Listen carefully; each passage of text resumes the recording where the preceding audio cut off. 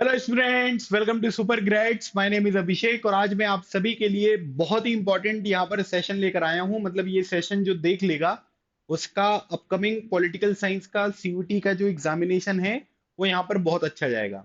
तो आप लोग यहाँ पर देख सकते हैं आज के इस सेशन में मैं आपके साथ टॉप 50 क्वेश्चंस का जो है वो डिस्कशन यहाँ पर करूंगा।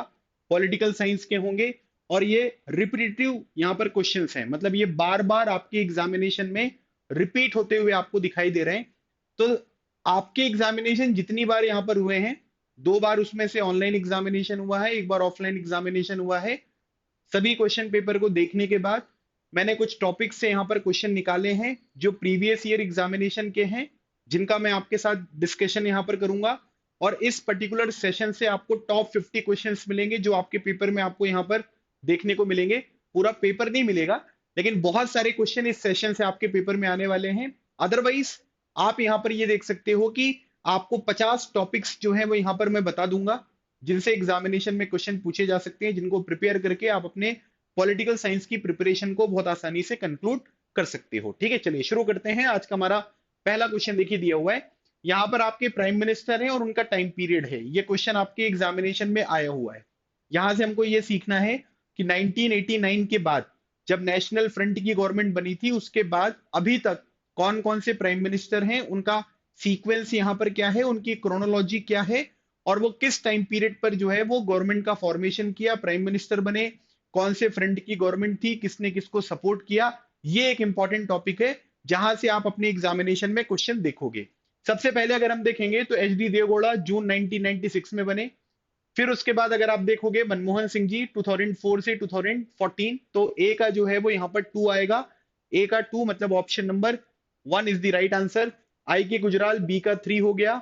सी का 4 वीपी सिंह 1989 में नेशनल फ्रंट की government, Manmohan Singh ji option number 1, मतलब कि जो आपका ये ऑप्शन ए है स्टेटमेंट 1 है वहां से रिलेटेड होगा। Right answer is option number 1। तो आपको एक इंपॉर्टेंट टॉपिक मिल गया जो एग्जामिनेशन में आपसे पूछा जा सकता है। क्वेश्चन नंबर 2 देखिए दिया हुआ है, which of the following countries joint SAARC in the year 2007। तो सार्क या फिर South Asian Association for Regional Cooperation, ये आपके लिए एक इंपॉर्टेंट टॉपिक है। सार्क का जो एस्टेब्लिशमेंट हुआ था वो दिसंबर 1985 में हुआ।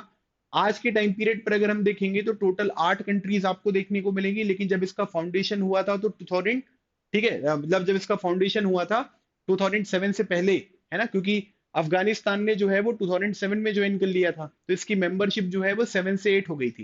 लेकिन जब इसका फाउंडेशन हुआ था तो केवल 7 मेंबर थे, जैसे अफगानिस्तान, पाकिस्तान, इंडिया, भूटान, नेपाल, बांग्लादेश, है ना, फिर उसके बाद मालदीव और श्रीलंका।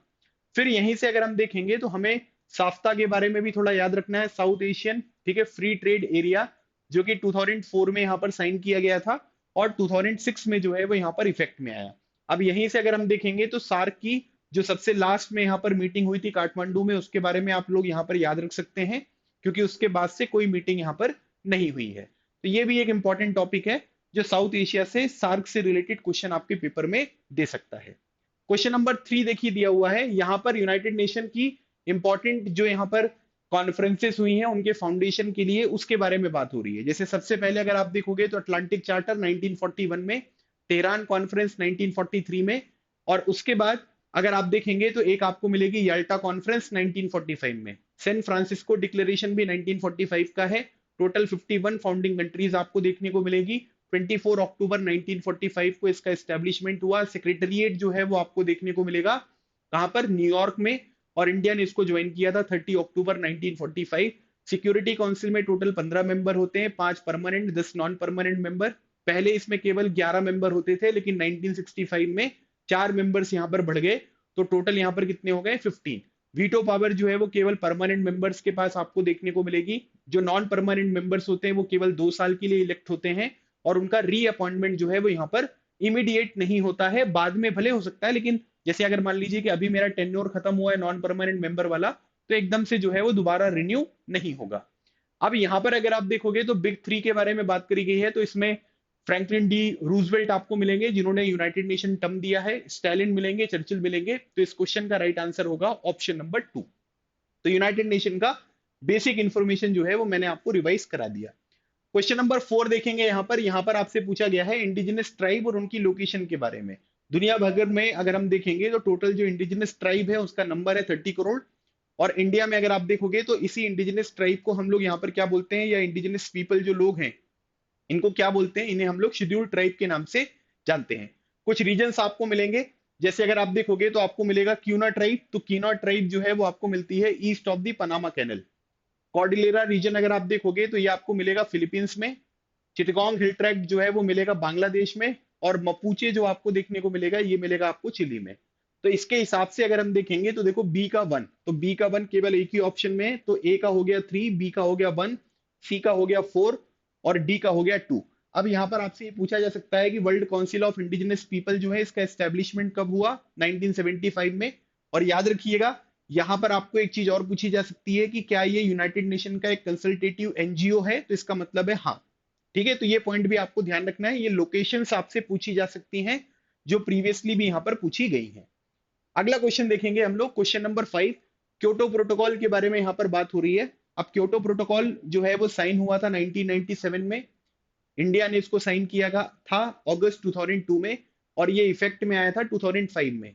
और ये एंड हो गया 2020 में। और इसकी जगह पर पेरिस क्लाइमेट एग्रीमेंट जो है वो आपको देखने को मिलेगा, जो कॉन्फ्रेंस ऑफ पार्टीज 21 में साइन किया गया, ईयर है 2015।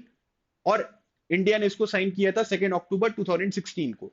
यहाँ पर क्योटो प्रोटोकॉल जो है वो ग्रीन हाउस गैसेस के एमिशन को कम करने से रिलेटेड है। क्योटो जो शहर आपको देखने को मिलेगा ये जापान में है। ये जो क्योटो प्रोटोकॉल आपको देखने को मिल रहा है ये कॉन्फ्रेंस ऑफ पार्टीज नंबर 3 में आपको देखने को मिला, जो कि 1997 में यहाँ पर शेड्यूल्ड यहाँ पर थी। इसके बाद अगर हम देखेंगे तो एक मॉन्ट्रियल प्रोटोकॉल आपको देखने को मिलेगा, जो 1987 में यहाँ पर साइन किया गया, इफेक्ट में आया 1989 में। ओजोन लेयर के लिए जो भी रिस्पॉन्सिबल सब्सटेंसेस होते हैं उनको हमें रिड्यूस करना है, ये मॉन्ट्रियल प्रोटोकॉल में बात करी गई है। मॉन्ट्रियल जो शहर मिलेगा वो कनाडा में आपको देखने को मिलेगा। और ओजोन लेयर जो है वो स्ट्रेटोस्फेयर में आपको देखने को मिलती है। ओजोन लेयर की जो थिकनेस है इसे हम लोग मेजर करते हैं डॉप्सन में। तो इस क्वेश्चन का राइट आंसर यहाँ पर क्या होगा, 1997। चलिए आगे बढ़ते हैं, क्वेश्चन नंबर 6 देखिए। यहाँ पर पूछा गया है कि नागालैंड को यहाँ पर कब क्रिएट किया गया। तो स्टेट रिऑर्गेनाइजेशन कमीशन जो अपॉइंट किया गया 1953 में, उसकी रिपोर्ट आई 1955 में। उस पर्टिकुलर स्टेट रिऑर्गेनाइजेशन कमीशन के जो चेयरपर्सन थे उनका नाम था फजल अली। ठीक है, इसलिए उसे हम फजल अली कमीशन भी यहाँ पर कहते हैं।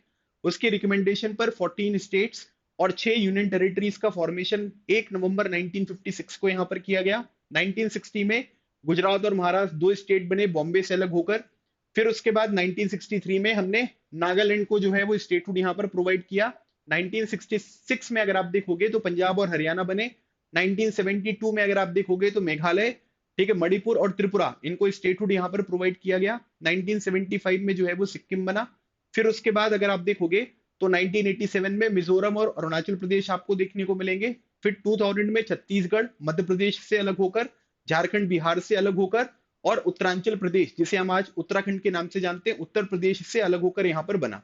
फिर 2014 में अगर हम देखेंगे तो आंध्र प्रदेश से अलग होकर तेलंगाना यहाँ पर फॉर्म होता हुआ दिखाई देगा। और 2020 में हमने अंडमान एंड निकोबार और दादर एंड नगर हवेली को दोनों को मर्ज करके एक यूनियन टेरिटरी यहाँ पर बना दिया।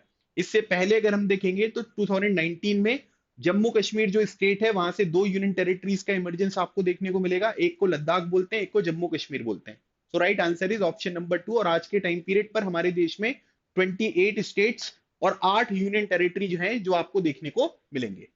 क्वेश्चन नंबर 7 देखो दिया हुआ है, यहाँ पर कुछ इंपॉर्टेंट लीडर्स हैं और उनकी पॉलिटिकल पार्टीज हैं। बहुत ही इंपॉर्टेंट क्वेश्चन है कि जो लीडर्स हैं उनके स्टेट और लीडर्स जो उनकी पॉलिटिकल पार्टी है ना, इनको कम से कम आप यहाँ पर याद करके जाओ। जैसे अगर हम देखेंगे तो श्यामा प्रसाद मुखर्जी भारतीय जनसंघ, जिसका फॉर्मेशन 1951 में हुआ। यहीं से भारतीय जनता पार्टी का इमरजेंस 1980 में आपको देखने को मिलेगा। इसके बाद अगर आप देखोगे तो मीनू मसानी स्वतंत्र पार्टी, चक्रवर्ती राजगोपालाचारी ने इसका फॉर्मेशन किया था, कब किया था, 1959 में। तो बी का यहाँ पर 1 आएगा। तो बी का 1 मतलब option number 1 is the right answer. ऐसे डांगे जो है वो communist party of India, communist party of India की स्टेट लेवल पर जो गवर्नमेंट यहाँ पर फॉर्म होगी वो 1957 के इलेक्शन के बाद यहाँ पर होगी। केरला में 126 सीट्स थी, कम्युनिस्ट पार्टी ऑफ इंडिया ने 60 जीती, लेकिन 5 इंडिपेंडेंट कैंडिडेट्स ने इनको सपोर्ट कर दिया, तो इनकी गवर्नमेंट का फॉर्मेशन यहाँ पर हो गया। ईएमएस नंबूदिरी पद जो है वो यहाँ पर इसके चीफ मिनिस्टर बने। लेकिन आर्टिकल 356 के लग जाने की वजह से, जिसे हम लोग प्रेसिडेंट रूल यहाँ पर कहते हैं, 359 में इनकी गवर्नमेंट जो है वो यहाँ पर गिरा दी जाती है। अशोक मेहता जो है वो प्रजा सोशलिस्ट पार्टी से आपको देखने को मिलेंगे। सो ए का आएगा 4, बी का आएगा 1, सी का आएगा 2 और डी का आएगा 3। Option number A is the right answer. Question number 8 देखते हैं। देखो दिया हुआ है, second 5 year plan stressed on heavy industries, a bulk of industries like electricity, railway, steel could be developed by the private sector। पहला 5 year plan जो आपको देखने को मिलेगा 1951 से लेकर 56 तक का है। 5 ईयर प्लान का जो कॉन्सेप्ट है वो यूएसएसआर के कॉन्स्टिट्यूशन से हमने अडॉप्ट किया है। पहले 5 ईयर प्लान की जो ड्राफ्टिंग करी थी वो के एन राज ने करी थी। एग्रीकल्चर के ऊपर हमने फोकस किया, भाखड़ा नागल जैसे जो डैम है वो हमने यहाँ पर बनाए। सेकंड 5 ईयर प्लान का जो टाइम पीरियड है 1956 से लेकर 61 तक आपको देखने को मिलेगा। पीसी मैनोडमीज जी ने इसकी यहाँ पर, ठीक है, ड्राफ्टिंग यहाँ पर करी है। इसमें हैवी इंडस्ट्रीज के ऊपर जो है वो यहाँ पर फोकस किया गया। इससे पहले अगर हम देखेंगे तो 1944 में बॉम्बे प्लान यहाँ पर आया था, जिसमें बोला गया था कि हमें डेवलपमेंट के लिए स्टेट लेड इनिशिएटिव्स यहाँ पर लेने पड़ेंगे ताकि हम इंडिया की बहुत सारी प्रॉब्लम्स को यहाँ पर रिजॉल्व कर पाए। सेकेंड 5 ईयर प्लान में भी अगर आप देखोगे तो ये चीज आपको रिफ्लेक्ट होती हुई दिखाई देगी कि भाई सोशलिस्ट पैटर्न जो है वो यहाँ पर क्या है कि कांग्रेस पार्टी का जो है वो यहाँ पर एक मोटिव जो है वो देखने को मिलेगा। बिकॉज 1955 में तमिलनाडु में अवाडी नाम की एक जगह है, वहां पर एक सेशन हुआ था जहां पर कांग्रेस ने ये डिसाइड किया था कि सोशलिस्ट पैटर्न ऑफ डेवलपमेंट जो है वो अब हमारा गोल आपको देखने को मिलेगा। तो यहाँ पर ये लिखा हुआ है कि प्राइवेट सेक्टर, तो प्राइवेट सेक्टर नहीं आएगा, गवर्नमेंट सेक्टर आएगा। तो पहला स्टेटमेंट करेक्ट है, दूसरा स्टेटमेंट इनकरेक्ट है। 1931 में इंडियन स्टैटिस्टिक्स इंस्टीट्यूट का एस्टेब्लिशमेंट जो है वो कैलकाटा में किया गया था, जिसे पीसी मैनोडवीस ने यहाँ पर किया था। एक इंपॉर्टेंट बुक है जिसका नाम है इकोनॉमी ऑफ परमानेंस, जिसे जेसी कुमरप्पा ने लिखा था, जिन्होंने रूरल इंडस्ट्रियलाइजेशन के ऊपर भी यहाँ पर फोकस करने की बात करी थी। So right answer is option number 3।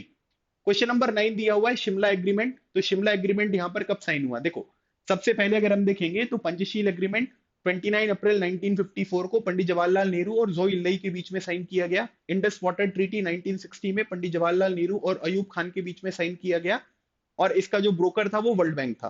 फिर 1972, इसमें याद रखिएगा 3 जुलाई है ना, 1972 को इंदिरा गांधी और जुल्फिकर अली भुट्टो के बीच में शिमला एग्रीमेंट यहाँ पर साइन होता है। इससे पहले अगर हम देखेंगे 1971 में तो फ्रेंडशिप ट्रीटी यहाँ पर साइन होगी यूएसएसआर के साथ 20 ईयर्स के लिए। तो लियोनिड ब्रेजनेव और इंदिरा गांधी जो है उसको यहाँ पर साइन करेंगे। फिर इसके बाद अगर आप देखोगे तो जितने भी इंपॉर्टेंट हमारे एग्रीमेंट है, जैसे एक ताशकंद एग्रीमेंट भी मिलेगा, तो 1966 जनवरी में यहाँ पर इसको साइन किया गया। उज्बेकिस्तान की कैपिटल आपको ताशकंद देखने को मिलेगी, तो लाल बहादुर शास्त्री और अयूब खान के बीच में उसको साइन किया गया था। तो शिमला एग्रीमेंट जो है वो इंडिया और कौन सी कंट्री के बीच में? पाकिस्तान के बीच में साइन किया गया। क्वेश्चन नंबर 10 देखेंगे, नॉन कांग्रेसिज्म जो स्ट्रेटेजी आपको देखने को मिलेगी वो किसने दी? नॉन कांग्रेसिज्म जो स्ट्रेटेजी है ये राम मनोहर लोहिया ने दी, है ना। दूसरी तरफ अगर आप देखोगे चौबुर्ज राजनीति जो है वो किसने दिया? ये भी राम मनोहर लोहिया ने दिया। इंटीग्रल ह्यूमनिज्म का कॉन्सेप्ट यहाँ पर किसने दिया? ये यहाँ पर दिया था दीनदयाल उपाध्याय ने। उसके बाद अगर आपसे कोई पूछे जाएगा हिंदुत्व के बारे में, है ना, कि भाई जो हमारा लैंड है वो हमारा मातृभूमि और पुण्य भूमि दोनों आपको देखने को मिलेगी, ये बात वीर दामोदर सावरकर जी ने यहाँ पर करी है। तो कुछ बेसिक इंफॉर्मेशन है जो याद रखना है। तो नॉन कांग्रेसिज्म का जो कॉन्सेप्ट है ये राम मनोहर लोहिया जी ने यहाँ पर दिया। So right answer is option number A. Question number 11 अगर हम देखेंगे, ये कम्युनिस्ट पार्टी गवर्नमेंट के बारे में यहाँ पर बात हो रही है। देखो अगर आपसे पूछा जाए कि इंडिया में पहली बार कम्युनिस्ट पार्टी का जो एस्टेब्लिशमेंट है ना, गवर्नमेंट का एस्टेब्लिशमेंट, वो कहां पर हुआ? तो आप आंसर लगाओगे केरला में। लेकिन अगर क्वेश्चन में ये पूछ लिया जाए कि मेजॉरिटी वाली नॉन कांग्रेस गवर्नमेंट का एस्टेब्लिशमेंट कहां हुआ, तब केरला आंसर नहीं आएगा, तब मद्रास आंसर आएगा। बिकॉज 1967 के इलेक्शन में जो डीएमके पार्टी है, द्रविड़ मुनेत्र कजगम, जिसका एस्टेब्लिशमेंट सी नटराजन अन्नादुरई ने 1949 में किया था, उसकी गवर्नमेंट का फॉर्मेशन जो है वो मद्रास में यहाँ पर हुआ है, और वो मेजोरिटी वाली गवर्नमेंट है। तो याद रखिएगा इसके लीडर कौन है? EMS Namboodiripad. Right answer is option number C. Question number 12 देखो दिया हुआ है, ये इमरजेंसी से रिलेटेड कुछ चीजें हैं जो आपके एग्जामिनेशन के लिए बहुत इंपॉर्टेंट है। आप सभी को याद रखना है कि गुजरात में जनवरी 1974 में स्टूडेंट प्रोटेस्ट यहां पर हुआ। बिहार में मार्च 1974 में आपको देखने को मिलेगा। रेलवे स्ट्राइक जो आपको देखने को मिलेगी जॉर्ज फर्नांडिस की लीडरशिप में, वो मई 1974 में हुई। उसके बाद इलाहाबाद हाईकोर्ट का जो जजमेंट आपको देखने को मिलेगा 12 जून 1975 को यहाँ पर आया। 25 जून 1975 को इमरजेंसी यहाँ पर डिक्लेयर कर दी गई। आर्टिकल 352, उस टाइम पर जो प्रेसिडेंट थे उनका नाम था फखरुद्दीन अली अहमद। तो ये सारी डेट्स आपको पता होनी चाहिए। बाद में 1977 के बाद अगर आप देखोगे तो एक शाह कमीशन जो है वो यहाँ पर अपॉइंट किया गया।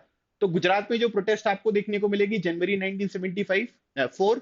रेलवे स्ट्राइक जो आपको देखने को मिलेगी दैट इज मई 1974। और उसके बाद बिहार में जो प्रोटेस्ट आपको मिलेगी मार्च 1974, इलाहाबाद हाईकोर्ट का जजमेंट जून 1975। तो डी का आएगा 4। तो इसमें केवल एक ही ऑप्शन है, डी का 4, ऑप्शन नंबर बी। तो ए का हो गया 3, बी का हो गया 1, सी का हो गया आपका 2 और डी का हो गया 4। Right answer is option number B. Question number 13 अगर हम देखेंगे तो यहाँ पर आसियान के बारे में बात हो रही है। आसियान का फुल फॉर्म है association of south East Asian nation. ASEAN का एस्टेब्लिशमेंट हुआ था 1967 में, याद रखिएगा बैंकॉक डिक्लेरेशन के थ्रू। फाउंडिंग कंट्रीज अगर हम देखेंगे तो 5 हैं, जिसका नाम है Malaysia, Thailand, Indonesia, Philippines and Singapore. Total 10 countries आपको देखने को मिलेगी, जिसमें आपको मिलेगा Thailand, Vietnam, Cambodia, Laos, Indonesia, Philippines, फिर उसके बाद म्यांमार, ठीक है, उसके बाद बर्मा जिसे हम मलेशिया, फिर उसके बाद बर्मा जिसे हम लोग म्यांमार बोलते हैं, फिर ब्रूने और फिर सिंगापुर। इसका जो सेक्रेटरीट आपको देखने को मिलता है वो कहां पर है, वो जकार्ता में आपको देखने को मिलेगा। आसियान रीजनल फोरम का जो एस्टेब्लिशमेंट हुआ था वो हुआ था 1994 में। आसियान कम्युनिटी का फॉर्मेशन जो है वो आपको 2003 में देखने को मिलेगा। 3 पिलर्स आपको देखने को मिलते हैं और 2020 में आसियान एजेंडा जो है वो यहाँ पर आपको रिफ्लेक्ट होता हुआ दिखाई देगा। तो इस क्वेश्चन का जो राइट आंसर है that is option number B. और आसियान इंडिया जो यहाँ पर क्या है कि ट्रेड एग्रीमेंट है, फ्री ट्रेड एग्रीमेंट, वो 2010 में यहाँ पर साइन किया गया। मलेशिया, सिंगापुर, थाईलैंड के साथ भी इंडिया के ऑलरेडी फ्री ट्रेड एग्रीमेंट जो है वो यहाँ पर चल रहे थे। क्वेश्चन नंबर 14 दिया हुआ है, आपको यहाँ पर क्या करना है कि इसको क्रोनोलॉजिकल ऑर्डर में अरेंज करना है। ठीक है, तो जैसे अगर आप देखोगे तो आसाम एकॉर्ड कब हुआ, 1985 में। मिजो हिल्स में फेमाइन कब आई, 1959 में। एब्रोगेशन ऑफ आर्टिकल 370 जो है वो 2019 में देखने को मिलेगा। सेल्फ रिस्पेक्ट मूवमेंट 1925 का है।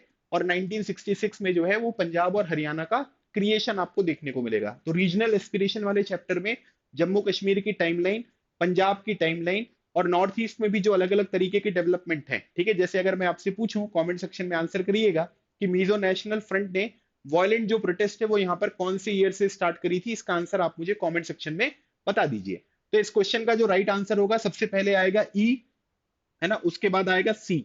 तो ई के बाद आएगा सी, फिर आएगा ए, उसके बाद आएगा आपका बी, उसके बाद आएगा आपका D. So right answer is option number D. तो इस तरीके के क्वेश्चन जो है वो पेपर में आपसे पूछे जा सकते हैं।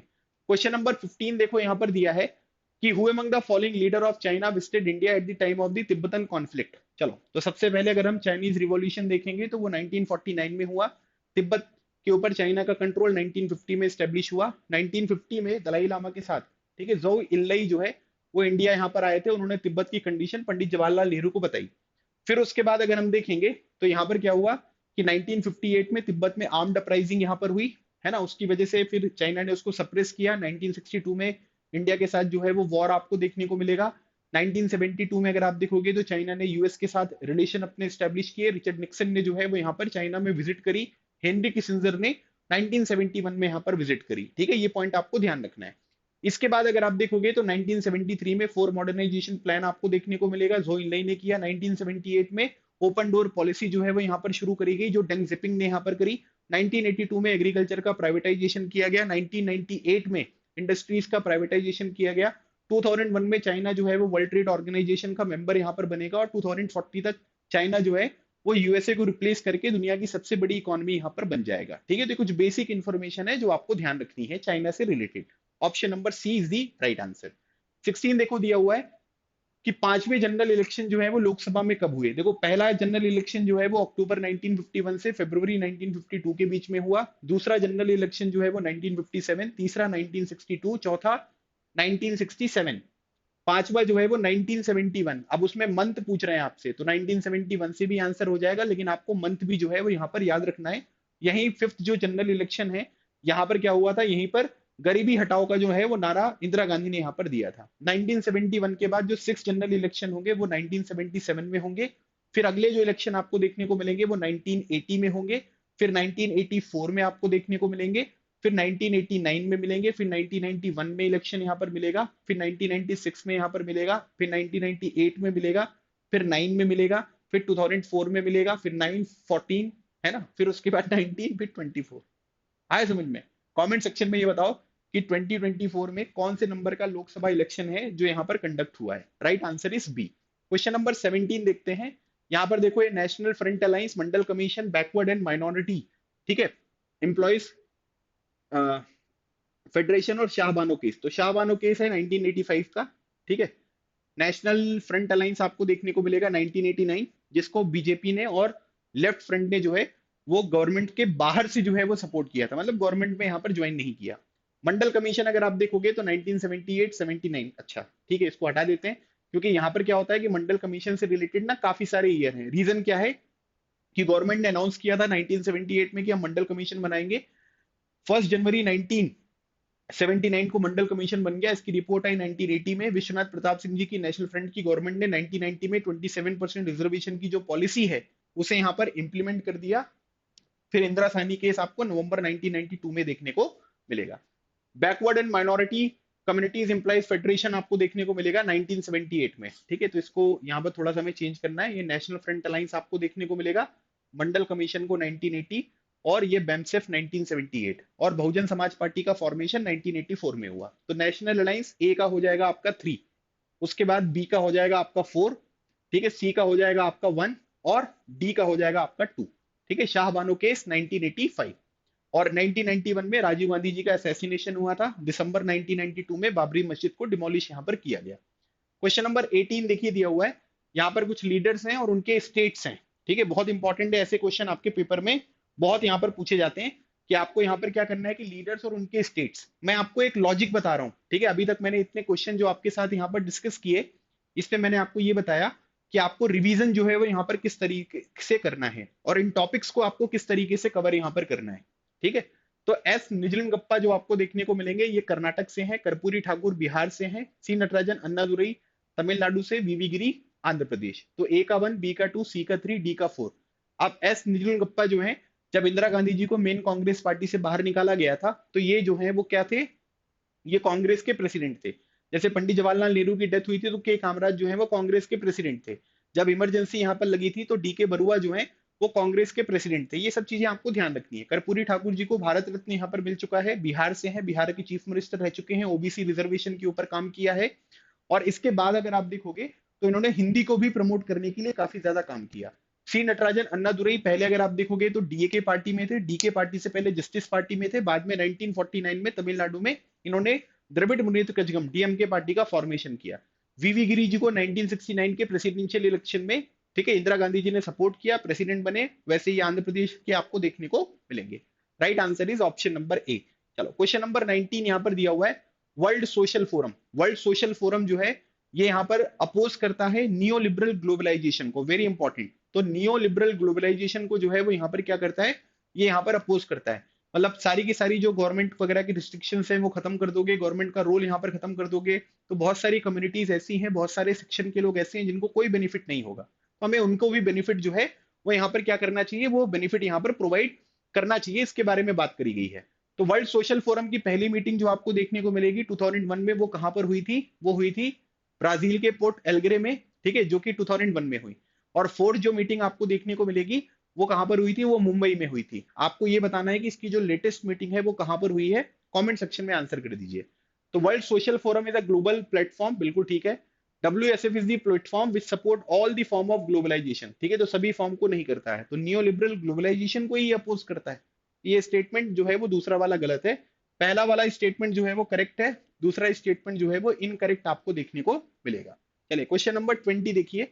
यहां पर देखो ये सोवियत यूनियन वाला चैप्टर है, एंड ऑफ बायोपोलैरिटी। वहां की जो टाइम लाइन है वो सुपर इंपॉर्टेंट है। एग्जामिनेशन में क्वेश्चन टाइम लाइन से जो है वो यहाँ पर पूछा गया है। सोवियत इन्वेजन का, जब अफगानिस्तान में सोवियत यूनियन गई थी तब का ईयर कौन सा है, 1979। उस टाइम पर जो सोवियत यूनियन के प्रेसिडेंट थे वो कौन थे, वो आपको मिलेंगे Leonid Brezhnev. Super important information. Soviet union का एंड जो है वो यहाँ पर कब हुआ, 1991 में। सोशलिस्ट रिवॉल्यूशन कब हुआ, 1971 में, 17 में। और रशियन पार्लियामेंट ने जो है वो इंडिपेंडेंस कब डिक्लेयर करी, ये जून 1990 में डिक्लेयर करी, ठीक है, याद रखना। तो इसमें जो सबसे पहले आएगा वो आएगा सी, ठीक है। उसके बाद अगर आप देखोगे तो आएगा ए, उसके बाद आप देखोगे तो आएगा डी, उसके बाद आएगा बी। समझ में आ रहा है। तो CADB इस क्वेश्चन का राइट आंसर होगा। तो यहां पर अगर आप इसको 1991 करोगे तो गड़बड़ हो जाएगी। तो वो टाइमलाइन अगर आपको याद है तो ये क्वेश्चन आपके लिए आसान है, अदरवाइज ये क्वेश्चन आपके लिए डिफिकल्ट हो जाएगा। चलो क्वेश्चन नंबर 21 देखो। इंडिया की सिक्योरिटी स्ट्रेटेजी के 4 पॉइंट हैं, ठीक है।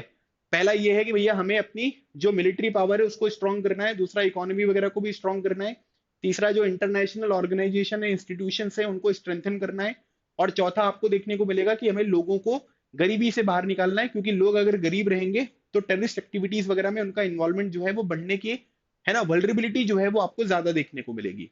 तो मिलिट्री पावर, इकोनॉमी, ठीक है, इंटरनेशनल ऑर्गेनाइजेशन के साथ रिलेशन, और न्यूक्लियर पावर फॉर वॉर, ठीक है, ये चीज यहाँ पर आपको गलत देखने को मिलेगी। इंडिया में जो न्यूक्लियर, है ना, आपका प्रोग्राम था वो 1940s में होमी जहांगीर भाभा जी की लीडरशिप में यहाँ पर शुरू हुआ। न्यूक्लियर नॉन प्रोलिफरेशन ट्रीटी 1968 में साइन हुई, 1970 में उसको जो है वो इफेक्ट में लाया गया, और उसके बाद 1995 में उसको इंडेफिनिट पीरियड के लिए एक्सटेंड कर दिया गया है। एक मिलेगा कॉम्प्रिहेंसिव टेस्ट बैंड ट्रीटी, जिसे हम लोग सीटीबीटी कहते हैं, वो 1996 का है। तो इंडिया ने ना तो यहाँ पर क्या किया है, ना तो इंडिया ने एनपीटी को साइन किया है, ना तो सीटीबीटी को साइन किया है, ठीक है, क्योंकि इंडिया मानता है कि वो डिस्क्रिमिनेटरी है। और एक चीज मिलती है जिसे बोलते हैं NFU, no first use policy, और रिसेंट गवर्नमेंट ने अभी ये भी बोल दिया है कि जो ये नो फर्स्ट यूज पॉलिसी है, हम इसको भी यहाँ पर रिव्यू करेंगे, ये किस तरीके से आपको आगे बढ़ती हुई दिखाई देगी। चलो क्वेश्चन नंबर 22, नीति आयोग के बारे में बात हो रही है। देखो आपको याद रखना है कि सबसे पहले प्लानिंग कमीशन था। प्लानिंग कमीशन का एस्टेब्लिशमेंट 15 मार्च 1950 को हुआ। इसके चेयरपर्सन जो है वो प्राइम मिनिस्टर होते थे। पहला 5 ईयर प्लान की जो फाइनल ड्राफ्ट है वो दिसंबर 1951 में इसने रिलीज किया, ठीक है। प्लानिंग कमीशन के बारे में हमारे कॉन्स्टिट्यूशन में मेंशन नहीं किया गया है, ना ही इसके बारे में कोई लॉ है जिसके थ्रू इसका फॉर्मेशन यहाँ पर किया गया। तो ये दोनों, ना तो ये कॉन्स्टिट्यूशनल है, ना तो ये स्टैच्यूरी बॉडी आपको देखने को मिलेगी। फिर क्या हुआ कि 2014 में अगस्त में यहाँ पर ये डिसाइड किया प्राइम मिनिस्टर जी ने कि भैया ये जो है वो आज के टाइम पीरियड पर जो सिचुएशन है उसके हिसाब से काम नहीं कर पा रहा है, तो इसकी जगह पर हमें एक नया इंस्टीट्यूशन जो है वो यहाँ पर रिक्वायर्ड है। तो उसे बोलते हैं national institution for transforming India, short form में नीति आयोग कहा जाता है। 1 जनवरी 2015 को उसका एस्टेब्लिशमेंट यहाँ पर किया गया। उसके चेयरपर्सन भी जो है वो कौन होते हैं, प्राइम मिनिस्टर होते हैं। उसके वाइस चेयरपर्सन का जो अपॉइंटमेंट यहाँ पर किया जाता है वो प्राइम मिनिस्टर के द्वारा किया जाता है, जो कैबिनेट मिनिस्टर के इक्विवेलेंट आपको देखने को मिलेगा। ये बॉटम टू अप अप्रोच पे यहाँ पर काम करेंगे, कोऑपरेटिव फेडरलिज्म को यहाँ पर बढ़ावा देंगे। इसके अभी के टाइम पीरियड पर जो हमारे वाइस चेयरपर्सन है उनका नाम है सुमन बेरी। जो पहले वाइस चेयरपर्सन थे उनका नाम था अरविंद पनगरिया। पहले जो आपके चीफ एग्जीक्यूटिव ऑफिसर आपको देखने को मिलेंगे उनका नाम था सिंधुश्री खुल्लर। तो ये कुछ बेसिक इंफॉर्मेशन है जो आपको ध्यान रखना है। 1 जनवरी 2015 इस क्वेश्चन का राइट आंसर होगा। चलो क्वेश्चन नंबर 23, आपको बताना है कि यहाँ पर ब्रिटेन ने इजिप्ट के ऊपर स्विस कैनल को लेकर कब अटैक किया, ठीक है। जैसे एक मिलेगा बायोलॉजिकल वेपन कन्वेंशन, एक मिलेगा केमिकल वेपन कन्वेंशन, फिर एक मिलेगा एनर्जी एक्ट, फिर एक मिलेगा इलेक्ट्रिसिटी एक्ट। ऐसे बहुत सारे एक्ट जो है वो आपको यहाँ पर देखने को मिलेंगे, ठीक है। तो यहाँ पर हो गया बायोलॉजिकल कन्वेंशन एक्ट, ठीक है, 1972। केमिकल वेपन कन्वेंशन ये मिलेगा 1992, और 1997 में इफेक्ट में आया। एनर्जी एक्ट आपको देखने को मिलेगा 2001, इलेक्ट्रिसिटी एक्ट आपको मिलेगा 2003, ठीक है, ये भी आपको ध्यान रखना है। डिफेंस यहाँ पर क्या है कि जो प्रोडक्शन वाला डिपार्टमेंट आपको देखने को मिलेगा, इसका एस्टेब्लिशमेंट हुआ नवंबर 1962। डिफेंस सप्लाई वाला जो यहाँ पर आपको डिपार्टमेंट देखने को मिलेगा, इसका एस्टेब्लिशमेंट हुआ नवंबर 1965। इंडिया ने पहला जो न्यूक्लियर टेस्ट किया था वो मई 1974 में किया, दूसरा जो किया वो मई 1998 में किया। इस क्वेश्चन का राइट आंसर होगा ऑप्शन नंबर बी, 1956। चलिए आगे बढ़ते हैं, क्वेश्चन नंबर 24। आपको बताना है कि प्रेसिडेंट ऑफ इंडिया 1969 से 74, ठीक है, कौन थे। तो 1969 में हमारे जो पहले मुस्लिम प्रेसिडेंट थे जिनका नाम था डॉक्टर जाकिर हुसैन, उनकी डेथ यहाँ पर हो जाती है। वीवी गिरी जी उस टाइम पीरियड पर वाइस प्रेसिडेंट रहते हैं, उस पोस्ट से वो रिजाइन करते हैं, और इंदिरा गांधी जी उनको सपोर्ट करती है, बोलते हैं कि भाई तुम इलेक्शन में यहाँ पर पार्टिसिपेट करो। कांग्रेस के ऑफिशियल कैंडिडेट जो रहते हैं इलेक्शन के लिए वो नीलम संजीव रेड्डी रहते हैं, जो आंध्र प्रदेश से यहाँ पर रहते हैं। लेकिन इवेंचुअली यहाँ पर क्या होता है कि इलेक्शन जो है वो यहाँ पर नीलम संजीव रेड्डी जी हार जाते हैं, और इंदिरा गांधी जी के जो कैंडिडेट है वीवी गिरी वो इलेक्शन यहाँ पर जीत जाएंगे। तो 1969 से 74 के बीच में वीवी गिरी जो है वो हमारे देश के प्रेसिडेंट आपको देखने को मिलते हैं। एक चीज होती है जिसे बोलते हैं विप। विप क्या होता है कि एक पार्टी की इंस्ट्रक्शन होती है जो उस पार्टी के सभी मेंबर्स को जो है वो यहाँ पर मानना है।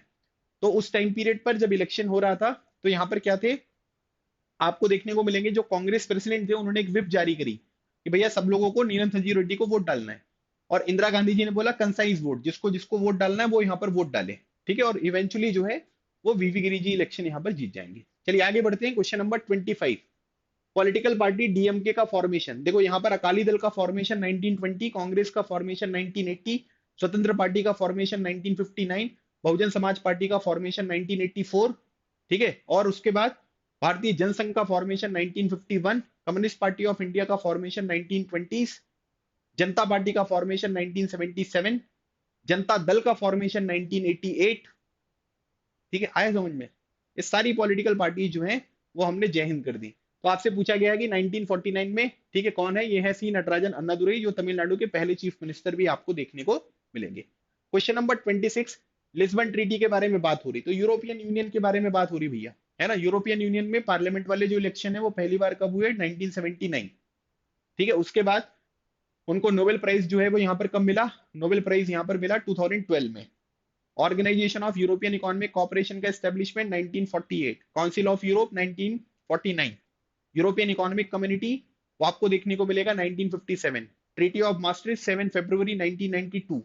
ठीक है, तो ये कुछ बेसिक इंफॉर्मेशन है यूरोपियन यूनियन की टाइमलाइन से रिलेटेड जो आपको ध्यान रखना है। ब्रेक्सिट हुआ था 2016 में, ब्रिटेन ने यूरोपियन यूनियन को इवेंचुअली जो यहाँ पर एग्जिट कर दिया वो 2020 में किया। यूरोपियन यूनियन में टोटल जो मेंबर्स हैं वो 27 हैं। याद रखिएगा, क्रोएशिया जो है वो 28th मेंबर था, 2013 में यहाँ पर बना था। उसके बाद यूरोपियन यूनियन का जो हेडक्वार्टर है वो ब्रसेल्स में मिलेगा, जो बेल्जियम की कैपिटल है। वहीं पर नाटो का भी हेडक्वार्टर आपको देखने को मिलता है। तो लिस्बन ट्रीटी जो है वो 2009 की है। लिस्बन जो है वो पोर्चुगल की आपको कैपिटल देखने को मिलेगी। चलिए, क्वेश्चन नंबर 27, आपको बताना है कि नेम द पर्सन, जितने भी बॉक्सेस आपकी पॉलिटिकल साइंस की सेकंड बुक में दिए गए हैं, अगर आप वो सारे बॉक्सेस यहाँ पर पढ़कर जाओगे तो आप ये मान लीजिए कि आपके एग्जामिनेशन में बहुत सारे क्वेश्चन यहाँ पर सही होंगे। ये बॉक्सेस का इंफॉर्मेशन है। He was active in the labour party in the UK. इनका नाम क्या है? इनका नाम है वीके कृष्णा मेनन। 1962 में जो चाइना में वॉर हुआ था, ठीक है, चाइना के साथ, उस टाइम पर हमारे डिफेंस मिनिस्टर हैं। ठीक है, बाद में इनको हार के बाद जो डिफेंस मिनिस्ट्री है वो यहाँ पर छोड़नी पड़ी, कैबिनेट से बाहर जाना पड़ा। हमारे पहले प्राइम मिनिस्टर जिनके अगेंस्ट में नो कॉन्फिडेंस मोशन यहाँ पर आया था, पंडित जवाहरलाल नेहरू, इसी टाइम पीरियड पर। ठीक है, चाइना ने मेनली दो जगह पर अटैक किया। अक्साई चीन जो लद्दाख में है, आज भी चाइना के पास है, इधर अरुणाचल प्रदेश से वो आसाम के प्लेन तक आ गए थे, फिर बाहर चले गए। ठीक है, तो ये बात भी आपको ध्यान रखनी है। Right answer is option number 2। चलो, क्वेश्चन नंबर 28, आपको बताना है कि गोरबाचेव प्रेसिडेंट यहाँ पर कब बने यूएसएसआर के? तो union of Soviet socialist Republic, total 15 countries का ग्रुप है। पहली कंट्री जो यूएसएसआर से इंडिपेंडेंट हुई थी लुथेनिया थी, जिसे हम लोग बाल्टिक कंट्री कहते हैं। बाल्टिक कंट्रीज तीन है, लुथेनिया, एस्टोनिया एंड लेटविया। 1988 में लुथेनिया में जो है वो इंडिपेंडेंस मूवमेंट यहाँ पर शुरू हो गया। 1990 में वो इंडिपेंडेंट यहाँ पर आपको देखने को मिलेगी। उसके बाद गोरबाचेव जो है 1985 में जो है वो कम्युनिस्ट पार्टी के, ठीक है, सेक्रेटरी बनते हैं। इवेंचुअली ये प्रेसिडेंट यहाँ पर होते हैं, क्योंकि जो कम्युनिस्ट पार्टी का सेक्रेटरी होगा वही यूएसएसआर का प्रेसिडेंट भी आपको देखने को मिलेगा। पेरेस्ट्रोइका का मतलब होता है रीस्ट्रक्चरिंग, ग्लासनोस्ट का मतलब होता है ओपननेस। ठीक है, सबसे पहले अगर आप देखोगे तो आपको मिलेंगे लेनिन, फिर आपको मिलेंगे स्टालिन, फिर हमारी बुक में जो हमको पढ़ाया गया निकिता खुर्शेव। निकिता खुर्शेव के टाइम पीरियड पर क्यूबन मिसाइल क्राइसिस यहाँ पर हुई थी, फिर लियोनिड ब्रेजनेव, फिर मिखाइल गोर्बाचेव, और उसके बाद फिर बोरिस येल्टसिन। तो आपको बताना है कि ये प्रेसिडेंट यहाँ पर कब बने? ये बने 1985 में। इन्होंने रेजिग्नेशन यहाँ पर कब दिया? 25 दिसंबर 1991। चलिए आगे बढ़ते हैं, क्वेश्चन नंबर 29, श्रीलंका को इंडिपेंडेंस कब मिली? श्रीलंका जो है और इंडिया के बीच में आपको पाक स्टेट देखने को मिलेगा। श्रीलंका में दो मेनली जो है वो कम्युनिटीज यहाँ पर रहती हैं, सिहाला कम्युनिटी जो मेजोरिटी कम्युनिटी है, और तमिल कम्युनिटी। यहाँ पर एक ऑर्गेनाइजेशन था जिसका नाम था लिट्टे, लिबरेशन टाइगर्स ऑफ तमिल इलम। कमेंट सेक्शन में बताएंगे लिट्टे का पूर्णतः कंप्लीटली जो है इसको यहाँ पर कब जो है वो यहाँ पर सफाया हो गया, ये चीजें कब यहाँ पर खत्म हो गई, इसका आंसर आप मुझे कमेंट सेक्शन में बताने वाले हैं। तो श्रीलंका को इंडिपेंडेंस जो है वो कब मिली थी? 1948। श्रीलंका और इंडिया केवल दो कंट्रीज हैं साउथ एशियन कंट्री जो इंडिपेंडेंस के बाद से डेमोक्रेटिक फ्रेमवर्क पर आपको काम करती हुई दिखाई दे रही हैं। ह्यूमन डेवलपमेंट इंडेक्स वगैरह में अगर आप देखोगे तो श्रीलंका साउथ एशिया में सबसे अच्छा परफॉर्म करने वाली कंट्री है। इसने सबसे पहले अपनी इकोनॉमी को जो है वो लिबरलाइज यहाँ पर करा दिया। अगर आप देखोगे तो यहाँ पर सिविल वॉर की सिचुएशन है, लेकिन फिर भी यहाँ पर डेवलपमेंट वगैरह बड़ा अच्छे से हो रहा था। वो तो अभी जो लेटेस्ट वाले यहाँ पर लीडर्स आपको देखने को मिलेंगे, उन्होंने श्रीलंका की पूरी हालत जो है वो यहाँ पर खराब कर दी है। Right answer is option number 2। Question number 30 देखो दिया हुआ है। एक ये क्वेश्चन आएगा security in the contemporary world वाले चैप्टर से, arms control, डिसआर्मामेंट, human security and balance of power. तो आर्म्स कंट्रोल में याद रख लेना, आर्म्स कंट्रोल में हम लोग क्या करेंगे? रेगुलेट करेंगे। ठीक है, जिसमें अगर आप देखोगे तो आपको salt, strategic arm limitation talk, strategic arm reduction treaty, anti ballistic missile treaty, है ना। उसके बाद अगर आप देखोगे एनपीटी, ये सब चीजें जो है वो आर्म्स कंट्रोल में आएंगी।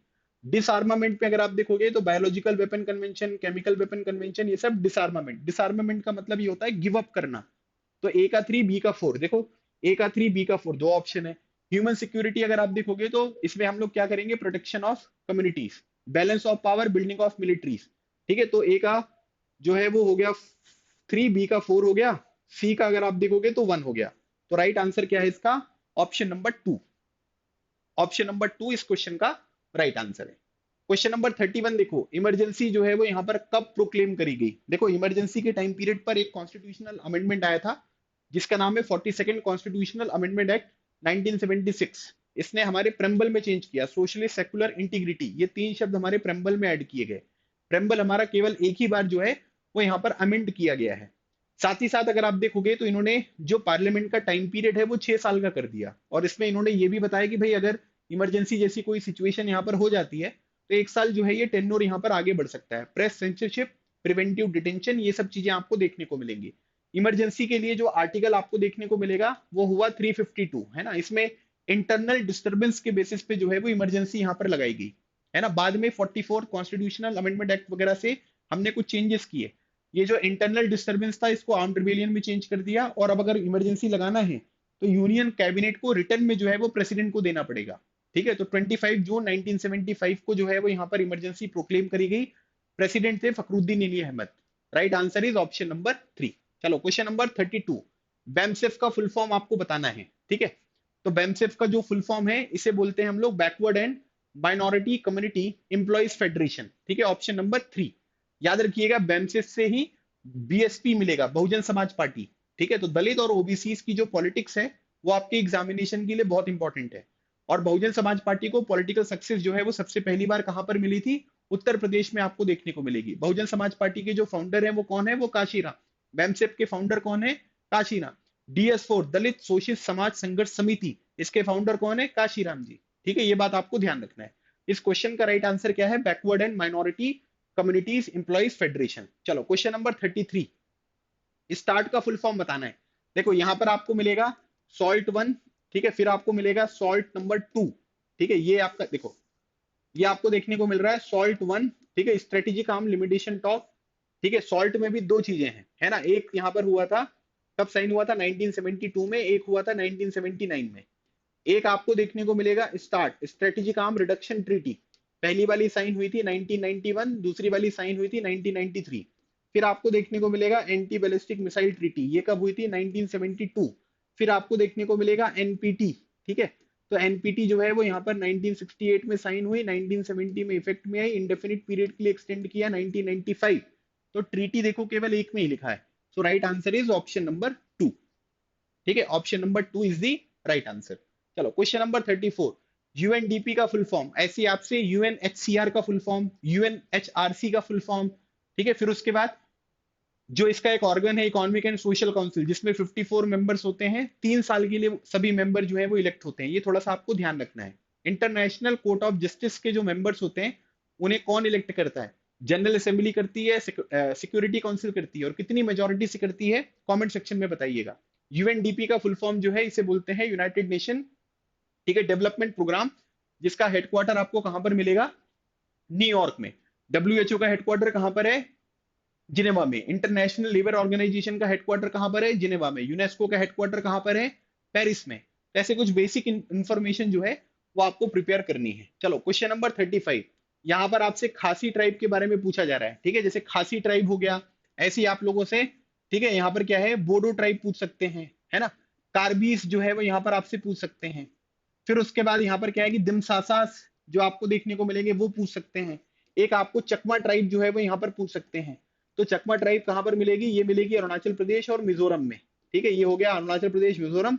ये तीनों जो आपको मिलेंगी ये कहाँ पर मिलेंगी, ये आपको मिलेंगी आसाम में। ठीक है, और खासी ट्राइब जो मिलेगी वो कहाँ पर मिलेगी, मेघालय। गारो, खासी, जैंतिया। तो ऐसी जो ट्राइब्स वगैरह वाली चीजें होती है ना, ये भी आपसे पूछी जा सकती है। Right answer is 4।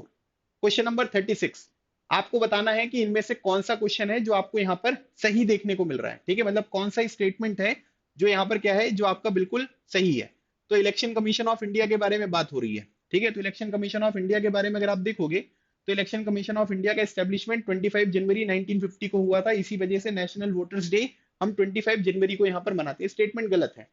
उसके बाद अगर आप देखोगे तो डेमोक्रेसी में यहाँ पर है, भारतीय जनसंघ का जो फाउंडर है वो श्यामा प्रसाद मुखर्जी जी हैं, चक्रवर्ती राजगोपालाचारी नहीं है। फिर उसके बाद भारतीय जनसंघ, ठीक है, ये है, ये बात बिल्कुल ठीक है। और यहाँ पर क्या हुआ कि स्वतंत्र पार्टी का फॉर्मेशन जो है वो 1959 में हुआ। तो इसमें सारी बेसिक चीजें यहाँ पर कवर हो गई। उसके बाद पहले जो जनरल इलेक्शन यहाँ पर हुए थे, उसमें आपको याद रखना है कि उस टाइम पर हमारे जो इलेक्शन कमिश्नर थे उनका नाम था Sukumar Sen. Electronic voting machine जो है वो नेशनल लेवल पर कब से उसका यूज यहाँ पर शुरू हो गया, 2004। तो ये सब बेसिक इंफॉर्मेशन है। तो क्या पूछा गया, करेक्ट पूछा गया क्या, ठीक है। तो पहला वाला गलत है, और उसके बाद सी यहाँ पर गलत है और ई गलत है। तो ए गलत है, सी गलत है और ई गलत है, ठीक है। तो इसका मतलब ए ई सी, तो बी और डी इस क्वेश्चन का राइट आंसर है। चलो आगे बढ़ते हैं, क्वेश्चन नंबर 37। ये सिक्योरिटी काउंसिल के परमानेंट मेंबर्स की बात हो रही है ना। मैंने आप लोगों को ये भी बता दिया है कि भैया याद रखना आपको ना, United nation human right commission भी याद रखना है कि 2005 में उसका एस्टेब्लिशमेंट हुआ, और 2006 में अगर आप देखोगे तो वो यहाँ पर क्या होगी, वो इफेक्टिव आपको देखने को मिलेगी, ठीक है। तो टोटल कितने परमानेंट मेंबर्स हैं भैया, ये पूछा जा रहा है। तो टोटल 5 परमानेंट मेंबर्स हैं, ठीक है। 11 से 15 कब हुए ये सब भी मैंने आपको बता दिया है। वीटो पावर केवल परमानेंट मेंबर्स के पास यहाँ पर होती है। Right answer is a.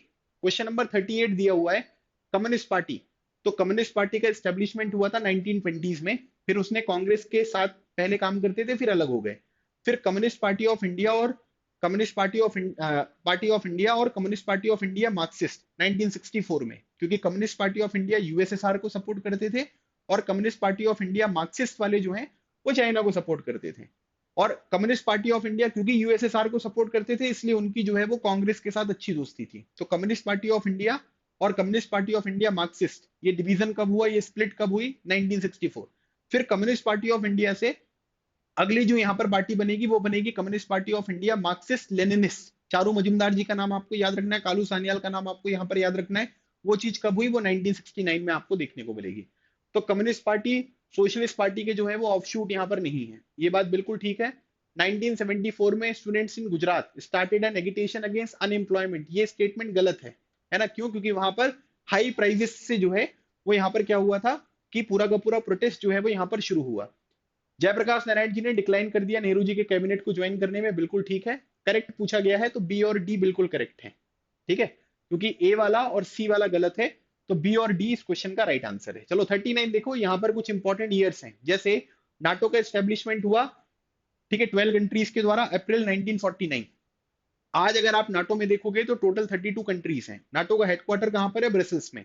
एक मिलेगा South East Asian Treaty Organization 1954, एक मिलेगा सेंट्रल ट्रीटी ऑर्गेनाइजेशन 1955, जिसे हम लोग बगदाद पैक्ट भी बोलते हैं, ठीक है। और एक मिलेगा आपको वॉर्सो पैक्ट, जो कि सोशलिस्ट ब्लॉक का था, यूएसएसआर जिसका लीडर था, उसका एस्टेब्लिशमेंट हुआ था 1955 में। कोरियन कॉन्फ्लिक्ट 1950 से 53, नॉर्थ कोरिया साउथ कोरिया के बीच में 38 पैरेलल लाइन आपको देखने को मिलेगी। तो यहाँ पर डी का हो गया 2, ठीक है। तो ये ऑप्शन गलत, ये ऑप्शन गलत। फिर उसके बाद नाटो का एस्टेब्लिशमेंट जो है वो 1949, तो ए का आएगा 4, ठीक है। नाटो का एस्टेब्लिशमेंट जो है, नहीं सॉरी, बी का आएगा 4, है ना। तो यहाँ पर बी का 4 है, तो ये वाला हो गया, ठीक है। और वॉर्सो पैक्ट जो है वो आ जाएगा 1955। तो देखो ए का 3, बी का 4, सी का 1 और डी का 2, ठीक है। तो ये सारे ईयर्स जो है वो आपके लिए इंपॉर्टेंट है। क्वेश्चन नंबर 40 देखो, केशवानंद भारती केस। तो केशवानंद भारती केस किससे रिलेटेड है, 1973। कौन से जज को, ठीक है, जो कि जूनियर थे, उनसे सीनियर 3 और जज थे, लेकिन चीफ जस्टिस ऑफ इंडिया बना दिया गया, ठीक है। तो याद रखिएगा वो थे ए एन रे, जस्टिस ए एन रे। और जो केशवानंद भारती केस है ये किससे रिलेटेड है, राइट टू प्रॉपर्टी। और यहां से बेसिक स्ट्रक्चर जो हमारे इंडियन कॉन्स्टिट्यूशन का है, वो डॉक्ट्रिन यहाँ पर आपको इमर्ज होती हुई दिखाई देगी, ठीक है। तो right answer is option number ए। तो उस टाइम पर जुडिशरी और एग्जीक्यूटिव के बीच में जो प्रॉब्लम है वो यहाँ पर क्या हुई थी, वो बहुत ज्यादा आपको देखने को मिलेगी, और इसी वजह से ये केस में बेसिक स्ट्रक्चर का कॉन्सेप्ट यहाँ पर आया है। चलो आपको बताना है कि कॉन्स्टिट्यूएंट असेंबली को ज्वाइन करने के लिए कौन से रूलर जो है वो असर्सिव हैं, ठीक है भैया, हमें नहीं ज्वाइन करना है। अवर्सिव आपको देखने को मिलेंगे। टोटल प्रिंसली स्टेट है 565। तो 3 चॉइसेस थी, या तो पाकिस्तान चले जाओ, या इंडिया चले जाओ, इंडिपेंडेंट रहो, ठीक है। तो सबसे पहले रूलर ऑफ त्रावणकोर जो है उन्होंने डिक्लेयर किया कि हम इंडिपेंडेंट रहेंगे। अगले दिन निजाम ने यहाँ पर डिक्लेयर कर दिया कि हमें इंडिपेंडेंट रहना है। भोपाल वाले जो रूलर्स हैं वो बिल्कुल ज्वाइन नहीं करना चाहते थे कॉन्स्टिट्यूएंट असेंबली, क्योंकि हमें इंडिया में रहनी नहीं है, तो हम कॉन्स्टिट्यूएंट असेंबली क्यों ज्वाइन करें। तो इस क्वेश्चन का राइट आंसर होगा, ठीक है, क्या, नवाब ऑफ भोपाल। और जो जूनागढ़ वाले थे उनको प्लेबिसाइड के थ्रू हमने इंडिया में जो है वो यहाँ पर जगह दी। कश्मीर ने इंस्ट्रूमेंट ऑफ एक्सेशन को साइन किया था 26 अक्टूबर 1947। और मणिपुर में सबसे पहले यूनिवर्सल एडल्ट फ्रेंचाइज के बेसिस पे जो है वो इलेक्शन हुए, राजा बोधचंद सिंह यहाँ के आपको, ठीक है, किंग देखने को मिलेंगे। चलिए क्वेश्चन नंबर 42, नॉन अलाइनमेंट का मतलब क्या है? देखो नॉन अलाइनमेंट से रिलेटेड एक बेंडन कॉन्फ्रेंस आपको मिलेगी, 1955 में हुई थी, बेंडन इंडोनेशिया में एक शहर है। फिर आपको देखने को मिलेगा एशियन रिलेशन कॉन्फ्रेंस, ये यहाँ पर हुई थी मार्च 1947 में। फिर एक इंटरनेशनल कॉन्फ्रेंस हुई थी इंडोनेशिया के इंडिपेंडेंस को लेकर, जो कि एक डच कॉलोनी थी, वो यहाँ पर कब होगी, वो आपको बाद में देखने को मिलेगी, है ना। 1947 में तो एशियन रिलेशन कॉन्फ्रेंस हुई, और इंटरनेशनल जो कॉन्फ्रेंस हुई थी वो यहाँ पर कब हुई थी, इसका आंसर आप मुझे कमेंट सेक्शन में बताएंगे। फिर बैंडिंग कॉन्फ्रेंस हो गई। फिर 1960 में नैम के जो मेंबर्स हैं कौन कौन, पंडित नेहरू, सुकार्नो इंडोनेशिया के, जोसेफ ब्रोज टीटो यूगोस्लाविया के, नकुरमा घाना के, और उसके बाद गमेर अब्देल नसीर इजिप्ट के। ये 5 फाउंडिंग मेंबर्स हैं, इनकी 1960 में न्यूयॉर्क में मीटिंग होगी। फिर यहाँ पर क्या आएगी, फाइनली नैम का एस्टेब्लिशमेंट हो जाएगा। नैम की पहली समिट जो है वो कहां पर होगी, वो होगी आपकी सितंबर 1961 में यूगोस्लाविया में, ठीक है, मतलब बेलग्रेड, जो आज के टाइम पर सर्बिया की कैपिटल है, वहां पर होगा। अच्छा, नैम का मतलब ये नहीं होता है कि हम न्यूट्रल रहेंगे, है ना, हमें वर्ल्ड अफेयर से कोई लेना देना नहीं है, हम आइसोलेट यहाँ पर रहेंगे, नहीं। इसका सिंपल मतलब ये है कि हमें कोई मिलिट्री अलायंस जो है वो ज्वाइन नहीं करना है, ठीक है। मिलिट्री अलायंस मतलब एक तरफ नाटो है और एक तरफ आपको यहाँ पर मिलेगा यूएसएसआर। चलो 43 यहाँ पर देखो दिया हुआ है कि toward the end of 1990s the election commission started using EVM, ठीक है, बिल्कुल ठीक है। पूरे नेशनल लेवल पर अगर आप देखोगे तो 2004 में जो है वो चीजें यहाँ पर शुरू हो गई। By 2004 entire country had shifted to the EVM, बिल्कुल ठीक। But it was decided to place inside each polling booth a box for each candidate, है ना, तो बॉक्स वगैरह नहीं आएगा, ठीक है। वीवीपैट का फुल फॉर्म बता देना थोड़ा, वीवीपैट का फुल फॉर्म यहाँ पर क्या होता है, ये आपकी बुक में नहीं दिया हुआ है लेकिन आपको थोड़ा सा ध्यान रखना है, ठीक है। और एक चीज और बताओ, फर्स्ट पास दी पोस्ट सिस्टम, ठीक है, इसका मतलब यहाँ पर क्या होता है, ये भी आप मुझे कमेंट सेक्शन में बता देना। तो असर्शन सही है, रीजन यहाँ पर आपको गलत देखने को मिल रहा है। Right answer is option number C. चलिए क्वेश्चन नंबर 44, आपको बताना है कि इंडिया की जो फॉरेन पॉलिसी है वो हमारे कौन से आर्टिकल में मेंशन की गई है, इसके प्रोविजंस यहाँ पर क्या क्या दिए गए हैं, जिसमें आपको लिखा हुआ है ना कि कोई भी प्रॉब्लम होगी आर्बिट्रेशन से सॉल्व होगा, लड़ाई झगड़ा नहीं करना है, बातचीत करके प्रॉब्लम को यहाँ पर रिजोल्व करना है। तो डीपीएसपी है, directive principle of state policy, हमारे कॉन्स्टिट्यूशन के पार्ट 4 में है, आर्टिकल 36 से लेकर 51 तक है, आयरलैंड से हमने अडॉप्ट किया है, और आर्टिकल है article number 51। Right answer is option number A. Question number 45 दिया हुआ है संपूर्ण क्रांति, ठीक है, अब नारा है भावी इतिहास हमारा है। और एक और स्टेटमेंट बोल रहा हूं मैं आपको, ठीक है, India is Indira, Indira is India, ये स्टेटमेंट किसका है, कमेंट सेक्शन में बता दो। छोटे छोटे बॉक्सेस में अलग अलग स्टेटमेंट दिए गए हैं, एग्जामिनेशन के लिए बहुत इंपॉर्टेंट होते हैं, तो याद रखिएगा। संपूर्ण क्रांति अब नारा है, ये गुजरात मूवमेंट से रिलेटेड है, ठीक है। और जयप्रकाश नारायण जी ने गुजरात मूवमेंट को ज्वाइन किया था मार्च 1974 में। उन्होंने बोला था कि गुजरात तक लिमिटेड नहीं रहेगा ये मूवमेंट, हमें क्या करना है, हमें इसे ऑल इंडिया लेवल पर आगे बढ़ाना है, और नॉन वायलेंस के ऊपर जो है ये पूरा का पूरा, ठीक है, बेस्ड होना चाहिए। चलो आसाम गण परिषद, ठीक है, आपको याद रखना है कि जो आउटसाइडर मूवमेंट हुआ था वो कहां पर हुआ था, वो हुआ था आपका आसाम में 1979 से 85। वहां पर एक मिलेगी आपको आसाम गण संग्राम परिषद, और एक मिलेगा आसू, ऑल आसाम स्टूडेंट्स यूनियन, उन्होंने मिलकर आसाम गण परिषद यहां पर बनाई, ठीक है। तो अकेले बोल रहे हैं कि इन्होंने ऑर्गेनाइज कर लिया, तो ये स्टेटमेंट गलत है। आसाम गण परिषद जो है वो 1985 में पावर में आई, और इसने बोला कि फॉरेन नेशनल की जो प्रॉब्लम है उनको रिजॉल्व करेंगे, गोल्डन आसाम बनाएंगे। ये बात ठीक है, तो असर्शन जो है वो फॉल्स है, रीजन ट्रू है, क्योंकि ये अकेले जो है वो आसाम गण परिषद नहीं बनाएगी, आसू भी बनाएगा। नागालैंड की जो पर्टिकुलर रिबल्स है, नागा रिबल्स, उन्होंने 1951 में इंडिपेंडेंस भी जो है वो यहाँ पर डिक्लेयर कर ली थी। Right answer is option number D.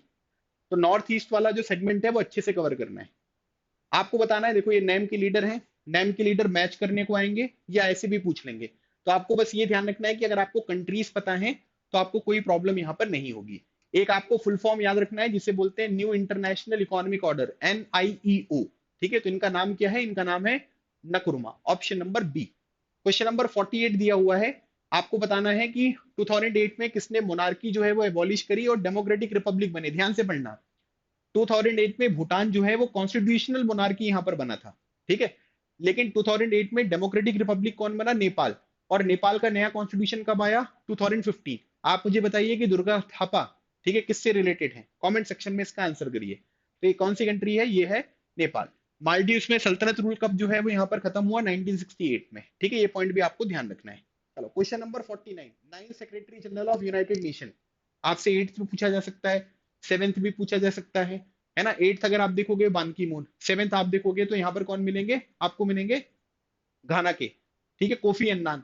आपको फर्स्ट पूछा जा सकता है, सेकंड पूछा जा सकता है, फर्स्ट वाले की कंट्री पूछी जा सकती है।